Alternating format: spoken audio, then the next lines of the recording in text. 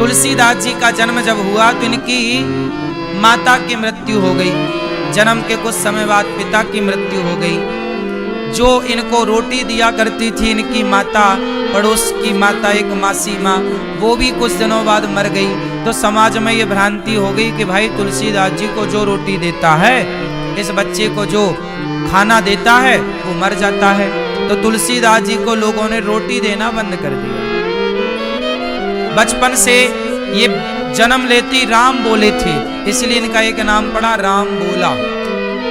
तुलसीदास जी का एक नाम है राम बोला।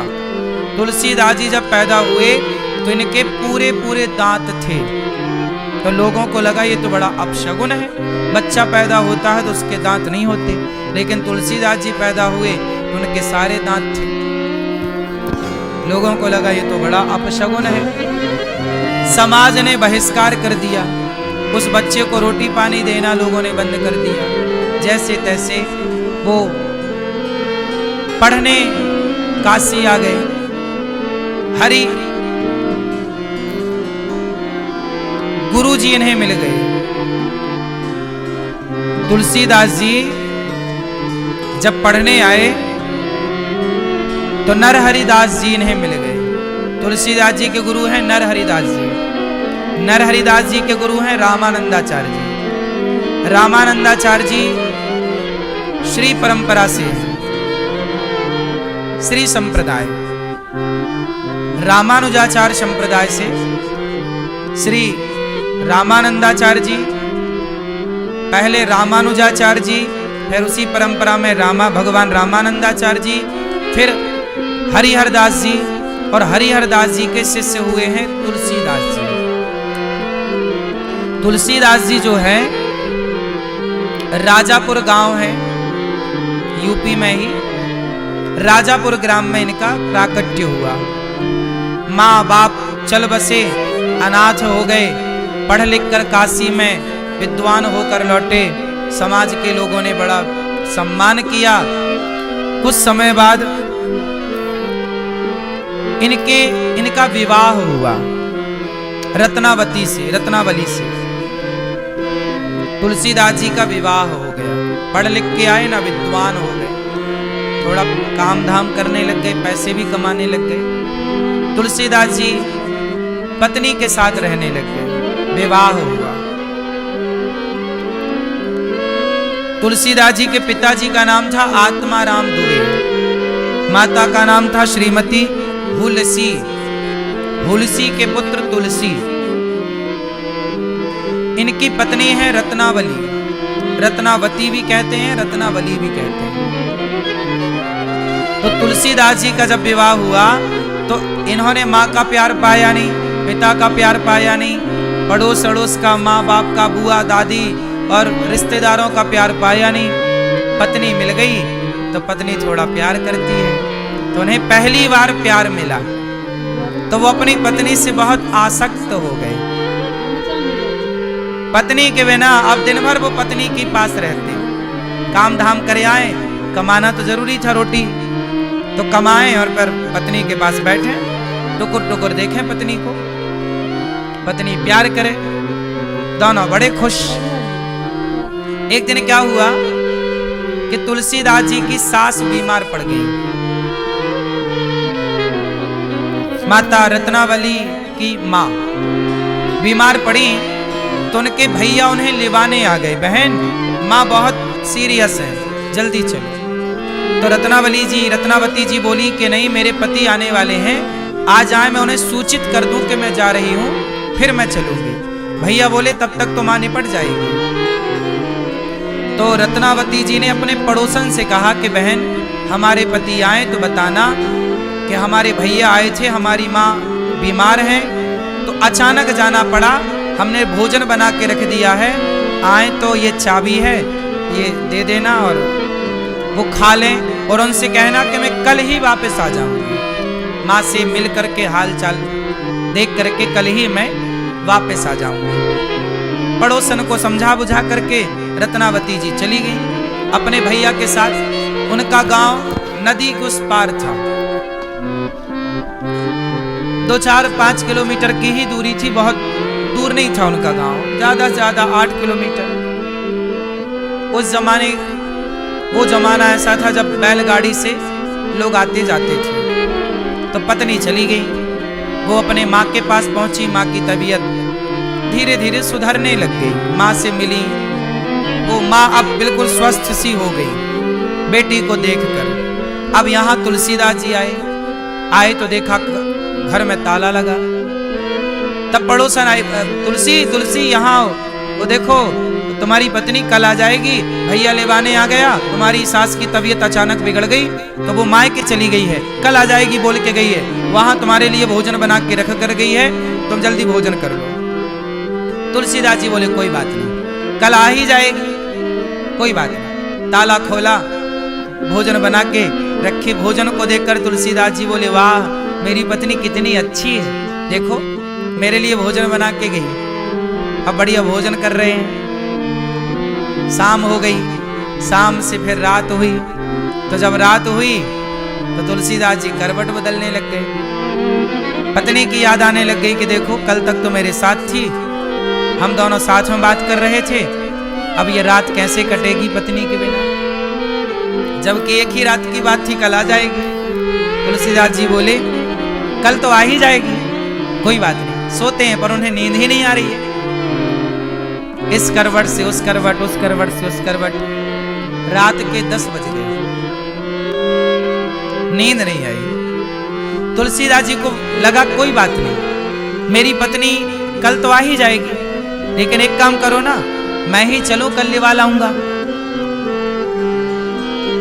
वो भी मेरे बिना कैसे रह रही होगी, पता नहीं उसे भी नींद आ रही होगी कि नहीं। तो तुलसीदास जी बोले कोई बात नहीं, मैं अभी रात को ही जाता हूं। तो आधी रात को तुलसीदास जी चल पड़े अपनी पत्नी के पास कि चलो उसे नींद आ रही होगी कि नहीं। देखो ये प्रेम है। तुलसीदास जी चले, पत्नी के प्रेम में इतने मोहित थे कि रात के 10-11 बजे चल पड़े। और संयोग देखिएगा, रात्रि भी अमावस्या की, अंधेरी रात, चल पड़े। ना बैलगाड़ी थी, ना कोई साधन था, पैदल, और दूरी भी ज्यादा नहीं थी, 8-10 किलोमीटर है, ठीक है जो भी है, घंटे 2 घंटे का ही रास्ता, चलो चल पड़े। लेकिन जंगल के रास्ता, नदी, जंगल जैसे तैसे पार किया, नदी आई तो नदी में बाढ़ थी, बारिश का मौसम था, अचानक पानी ज्यादा हो गया। अब नदी कैसे पार करें, तो कोई मुर्दा बहता हुआ आ रहा था, उस मुर्दे को पकड़ लिया नाव समझकर, मुर्दे को पकड़ के तुलसीदास जी पार हो गए। मुर्दा, देखो पत्नी की याद, ध्यान किसका है, पत्नी का। और जब पत्नी की याद में तुलसीदास जी चले, पत्नी के घर पहुंचे, लेकिन रात को सब सो रहे थे। तुलसीदास जी को लगा कि यदि सास को जगाते हैं, तबीयत खराब है, कहीं टहना हो जाए, आधी रात को जगाएं, मरमरू ना जाए सास,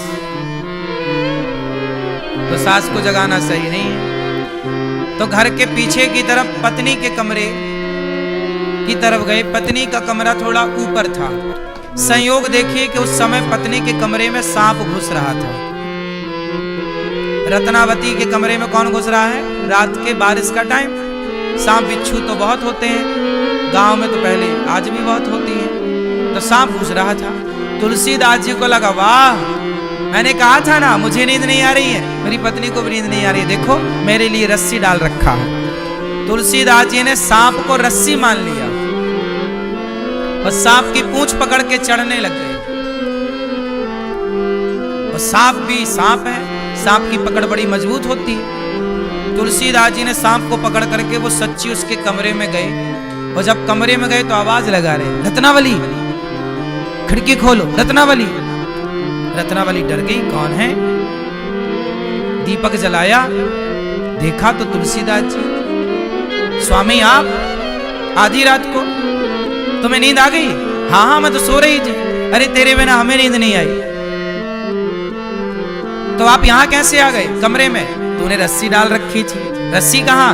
देखा दीपक के प्रकाश से वो सांप था, और डंडे से फिर बाहर किया उसको। ये तो सांप है। तुलसीदास जी बोले सांप है? हाँ, ये तो सांप पकड़ के आप चढ़ाए। और नदी कैसे पार की बिना नाव के? बोले नाव तुमने भिजवाई तो थी। मुर्दे को जब पकड़ा ना तो मुर्दे की गंध तुलसीदास जी के शरीर में थी। सड़ा हुआ मुर्दा पता नहीं कब का बह रहा था, दुर्गंध आ रही थी। तुलसीदास जी से पत्नी ने कहा, स्वामी हाड़ मांस के देह से इतना प्रेम किया आपने, ये हमारा शरीर जो है ये हाड़ मांस का ही तो है। हाड़ मांस के शरीर से आपने इतना प्रेम किया कि आधी रात को आप एक रात ना रुक पाए, हमारे लिए दौड़े चले आए। हाड़ मांस के शरीर से इतना प्रेम है, भगवान से इतना प्रेम होता तो आपका कल्याण हो जाता। जितना प्रेम आप हमसे करते हैं, इतनी प्रीति भगवान से होती तो आपका कल्याण हो जाता। बस ये बात पत्नी ने कह दी। तुलसीदास जी टुकुर टुकुर पत्नी को देखते ही रहे, और देखने के बाद पत्नी को प्रणाम किया। पत्नी को प्रणाम करके उसी रास्ते उसी खिड़की तुलसीदास जी वापस आ गए। और तुलसीदास जी ने समझ लिया कि बात तो सही है कि शरीर से हाड़ मांस से हमारी इतनी आसक्ति है, इतनी आसक्ति यदि भगवान के चरणों से हो जाए तो हमारा कल्याण हो जाए, हमारा उद्धार हो जाए। जीवन की सार्थकता यही है। तुलसीदास जी वापस आ गए और फिर अपनी पत्नी से फिर नहीं मिले। देखो वैराग्य किसे कहते हैं। पत्नी भी कोई बात कहे तो कई बार पत्नी नहीं, पत्नी के मुख से मां सरस्वती कुछ कहलाना चाहती है। इसलिए आप लोगों के लिए मैसेज है तुलसीदास जी की इस कथा से कि जितना प्रेम हम लोग शरीर से करते हैं, शारीरिक अटैचमेंट हम लोगों का जितना है, इतना अटैचमेंट काश भगवान से हो जाए तो हम सबकी नैया पार हो जाए। पर बुढ़ापे तक हम लोग वासनाओं से, विषयों से मन को हटा नहीं पाते। वही तुलसीदास जी सारे भारत का भ्रमण करते हैं और फिर रामचरितमानस की रचना करते हैं। तुलसीदास जी राम कथा लिखकर सुनाते तो हनुमान जी सुनने आते। कहां से शुरू हुई राम जी की कथा? गोस्वामी जी लिख रहे हैं, वर्णानाम अर्थ संघानाम रसानाम छंदसामपि मंगलानाम च कर्तारौ वंदे वाणी विनायक। अक्षरों, अर्थ समूहों, रसों, छंदों और मंगलों की कामना करने वाले, मंगल करने वाली माँ भगवती सरस्वती जी और गणेश जी की वंदना गोस्वामी जी करते हैं। वंदे वाणी विनायक, गणेश जी की वंदना। मंगल करने वाली माँ सरस्वती जी की वंदना। भवानी शंकरौ वंदे, भवानी पार्वती शंकरौ, शंकर की वंदना करते हैं। वंदे श्रद्धा विश्वास रूपिणौ, श्रद्धा और विश्वास के स्वरूप भगवान शंकर पार्वती की वंदना कर रहे हैं।